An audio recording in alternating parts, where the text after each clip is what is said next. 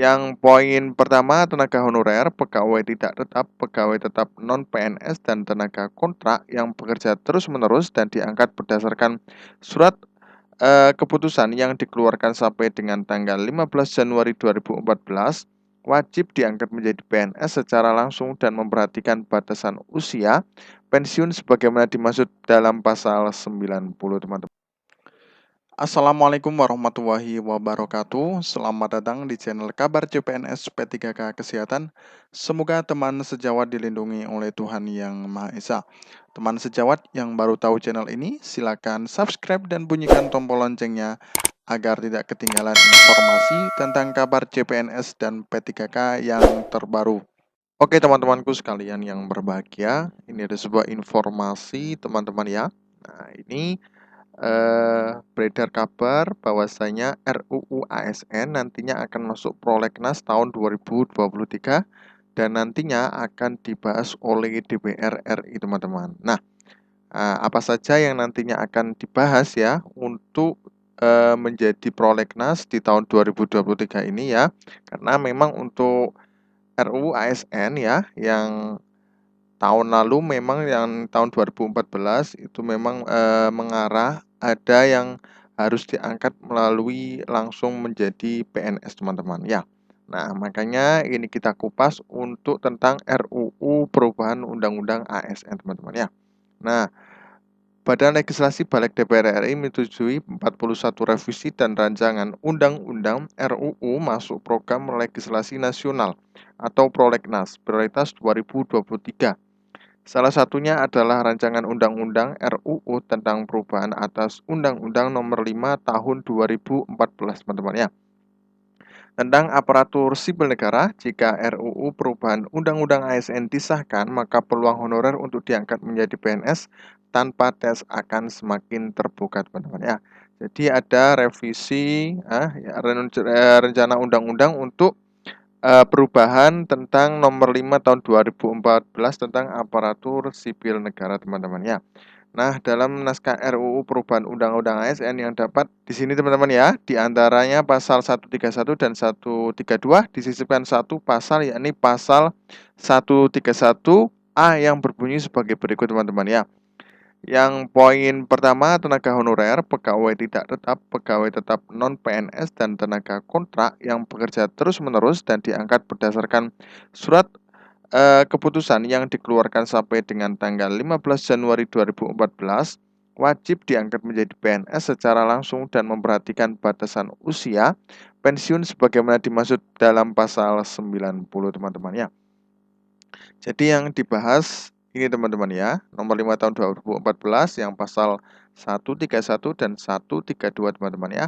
Untuk 131A bunyinya seperti ini, teman-teman ya. Ini sudah jelas bahwasanya untuk tenaga honorer ya, itu yang dikeluarkan sampai dengan tanggal 15 Januari 2014 wajib diangkat menjadi PNS secara langsung, teman-teman ya. Kemudian kedua, pengangkatan PNS bagaimana dimaksud pada ayat 1 didasarkan pada seleksi administrasi berupa verifikasi dan validasi data surat keputusan pengangkatan, teman-teman ya. Jadi berupa verifikasi dan validasi data saja, teman-teman ya. Nah, kemudian lanjut poin ketiga, pengangkatan PNS sebagaimana dimaksud pada ayat 1 dilakukan dengan memprioritaskan mereka yang memiliki masa kerja paling lama dan bekerja pada bidang fungsional, administratif, pelayanan publik antara lain pada bidang pendidikan, kesehatan, penelitian, dan pertanian. Jadi harus memiliki masa kerja paling lama, teman-teman ya. Kemudian pada bidang yang fungsional ya, contohnya ada pendidikan ya, kesehatan, penelitian, dan pertanian. Nah, ini sangat sentral sekali, teman-teman ya. Makanya nantinya akan diangkat sebagai prolegnas tahun 2023. Nah, untuk poin keempat, pengangkatan PNS bagaimana dimaksud pada ayat 1 dilakukan dengan mempertimbangkan masa kerja, gaji, ijazah pendidikan terakhir, dan tunjangan yang diperoleh sebelumnya, teman-teman ya. Jadi harus dilakukan pertimbangan masa kerja, teman-teman ya. Nah, kemudian poin kelima, tenaga honorer, pegawai tidak tetap, pegawai tetap non-PNS, dan tenaga kontrak diangkat menjadi PNS oleh pemerintah pusat, teman-teman ya. Jadi kriterianya seperti itu tadi ya, tenaga honorer, pegawai tidak tetap, pegawai tetap non PNS, dan tenaga kontrak diangkat menjadi PNS oleh pemerintah pusat. Nah, itu teman-teman ya. Kemudian yang keenam, dalam hal tenaga honorer, pegawai tidak tetap, pegawai tetap non-PNS, dan tenaga kontrak tidak bersedia diangkat menjadi PNS sebagaimana dimaksud, harus membuat surat pernyataan ketidaksediaan untuk diangkat sebagai PNS, teman-teman ya. Kalau semuanya tidak mau diangkat menjadi PNS, maka harus memberikan ya, harus membuat surat pernyataan ketidaksediaan untuk diangkat sebagai PNS, teman-teman ya.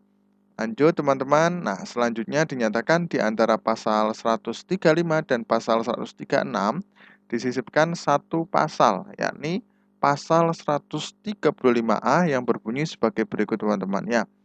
Pasal 135A, pengangkatan tenaga honorer, pegawai tidak tetap, pegawai tetap non PNS, dan tenaga kontrak menjadi PNS sebagaimana dimaksud dalam pasal 131A ayat 1 dimulai 6 bulan dan paling lama 3 tahun setelah undang-undang ini diundangkan, teman-teman ya. Jadi untuk pengangkatan tenaga honorer ya, pegawai tidak tetap, pegawai tetap non PNS, nah itu terhitung 6 bulan dan paling lama 3 tahun. Nah, artinya apa teman-teman ya? Kalau kita lihat di tahun ini ya, tahun 2014, otomatis kalau maksimal itu adalah tahun 2017, teman-teman ya. Kalau paling lama 3 tahun setelah undang-undang ini diundangkan, teman-teman ya. Artinya sudah kelewat batas ya. Ini tahun 2023. Berarti 2017, 2018, 2019, 2020 ya. Ditambah 3 berarti sudah 8 tahunan, teman-teman ya. 8 tahunan belum ada kebijakan dari pemerintah. Nah, itu memang banyak pertimbangan kalau kita lihat dari kendala dari Menpan RB, teman-teman ya. Karena memang keterbatasan anggaran, kemudian ada pertimbangan yang lain karena memang ada birokrasi yang menargetkan bahwasanya nantinya kita hanya akan ada P3K. Nah, seperti itu teman-teman ya. Makanya efisiensi waktu dan efisiensi biaya itu juga menjadi pertimbangan, teman-teman ya. Kemudian yang kedua, pada saat undang-undang ini mulai berlaku, pemerintah tidak diperbolehkan melakukan pengadaan tenaga honorer, pegawai tidak tetap, pegawai tetap non-PNS, dan tenaga kontrak. Nah, kalau undang-undang ini sudah mulai berlaku, berarti pemerintah tidak boleh melakukan pengadaan tenaga honorer lagi, dan tidak tetap, pegawai tetap, non-PNS, dan tenaga kontrak. Nah, ini teman-teman ya, jadi poinnya teman-teman ya. Makanya, kalau seumpamanya memang sebelumnya ya, sebelum tahun 2017 sudah selesai semua, maka tidak ada lagi tenaga honorer, pegawai tidak tetap, pegawai tetap non-PNS, dan tenaga kontrak di instansi manapun, teman-teman. Nah, makanya ini dari berbagai pertimbangan ternyata memang sudah tetap bisa ya, tetap bisa. Sampai sekarang pun masih bisa untuk yang pemerintah daerah itu masih merekrut tenaga honorer maupun tenaga tidak tetap, teman-teman ya. Karena memang banyak kebutuhan yang sangat mendesak karena banyak yang pensiun dan semuanya, teman-teman ya. Oke, lanjut teman-teman ya. Selain kabar baik buat honorer, dalam naskah RUU perubahan Undang-Undang ASN juga terdapat kabar baik terkait Bapak atau Ibu yang sudah diangkat menjadi P3K terkait jaminan hari tua. Nah, hal tersebut dapat dibaca pada pasal yang mengatakan di antara paragraf 9 dan paragraf 10 disisipkan satu paragraf, yaitu paragraf 9A. Selanjutnya di antara pasal 105 dan pasal 106 disisipkan satu pasal, yakni pasal 105A, sehingga berbunyi sebagai berikut, teman-teman ya. Pasal 105A poin 1, teman-teman ya. P3K yang berhenti bekerja berhak atas jaminan hari tua sesuai dengan ketentuan peraturan perundang-undangan di bidang jaminan sosial, teman-teman ya. Yang kedua, jaminan hari tua diberikan sebagai perlindungan kesinambungan penghasilan hari tua, teman-teman. Nah, kalau semuanya sudah pensiun, teman-teman ya, nah itu nanti akan mendapatkan jaminan sosial. sebagai hak dan sebagai penghargaan atas pengabdian. Nah, poin ketiga, jaminan hari tua P3K sebagaimana dimaksud pada ayat 1 mencakup jaminan hari tua yang diberikan dalam program jaminan sosial nasional, teman-teman ya. Yang keempat, ketentuan lebih lanjut mengenai pengelolaan program jaminan hari tua ya P3K diatur dalam peraturan pemerintah. Nah, kalau sekarang mungkin untuk P3K itu akan mendapatkan JHT teman-teman ya dari BPJS itu sudah ada programnya seperti itu teman-teman ya. Nah, nanti tidak tahu lagi kalau memang disamaratakan dengan PNS nanti akan masuk di dalam eh, itu teman-teman ya, yang ada di PNS itu kemungkinan sama teman-teman ya. Kalau itu pun disamakan teman-teman ya. Nah, kalau tidak ya mungkin dari JHT itu sudah cukup teman-teman ya.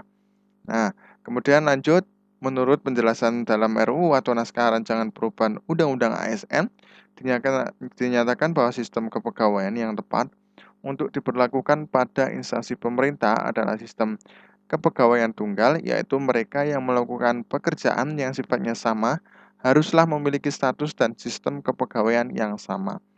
Perbedaan status dan sistem kepegawaian hanya akan mengakibatkan kecemburuan dan perbedaan perlakuan pada para pegawai yang sama-sama bekerja pada instansi pemerintah. Perlu dilakukan tindakan afirmatif untuk melindungi hak mereka yang sudah bekerja pada instansi pemerintah, dalam hal ini tenaga honorer, pegawai tidak tetap, pegawai tetap non-PNS, dan tenaga kontrak. Dengan melakukan pengangkatan sebagai PNS secara langsung, pengangkatan PNS ini dilakukan untuk mereka yang telah memperoleh SK sebagai tenaga honorer, pegawai tidak tetap, pegawai tetap non-PNS, atau tenaga kontrak, teman-teman ya. Nah, pengangkatan PNS secara langsung ini dilakukan secara bertahap, namun harus sudah selesai dilakukan paling lambat 3 tahun sejak diundangkannya Undang-Undang tentang perubahan Undang-Undang ASN. Jadi ya, tetap teman-teman ya, seharusnya memang paling lambat 3 tahun. Nah, kemudian pengangkatan tersebut dilakukan berdasarkan kelengkapan administrasi dengan memprioritaskan mereka yang memiliki waktu kerja paling lama dan bekerja pada bidang kesehatan, pendidikan, penelitian, dan pertanian dengan batasan usia pensiun, teman-teman ya. Jadi memang harus sesuai dengan amanat undang-undang, teman-teman ya. Nah, sebagaimana diketahui terdapat 41 revisi ya dan rancangan undang-undang masuk prolegnas prioritas 2023, yakni nomor 1, rancangan undang-undang tentang perubahan kedua atas Undang-Undang nomor 32 tahun 2022 tentang penyiaran ya. Kemudian ini Undang-Undang nomor 5 tahun 2014 tentang aparatur sipil negara. Ya, ini ya. Poin pentingnya ini teman-teman. Nah, kemudian poin ketiga, rancangan undang-undang tentang perubahan atas Undang-Undang nomor 8 tahun 1981 tentang hukum acara pidana. Yang keempat, rancangan undang-undang tentang perubahan atas Undang-Undang nomor 5 tahun 1990 tentang konservasi sumber daya alam hayati dan ekosistemnya, teman-teman ya. Jadi ini banyak, tidak bisa kita bacakan semuanya teman-teman ya. Kita ambil yang poin yang penting untuk ASN saja teman-teman ya. Jadi rancangan undang-undang tentang perubahan atas Undang-Undang nomor 5 tahun 2014 tentang aparatur sipil negara ini yang akan dijadikan nantinya semoga honorer bisa langsung diangkat menjadi PNS teman-teman ya, dengan berbagai pertimbangan nantinya ya. Semua stakeholder yang ada di DPR ya, kemudian Menpan RB, BKN juga nanti akan berkoordinasi. Kita doakan saja ya. Oke teman-teman, mungkin itu saja yang dapat kami sampaikan, mudah-mudahan bermanfaat. Terima kasih sudah menonton. Wassalamualaikum warahmatullahi wabarakatuh.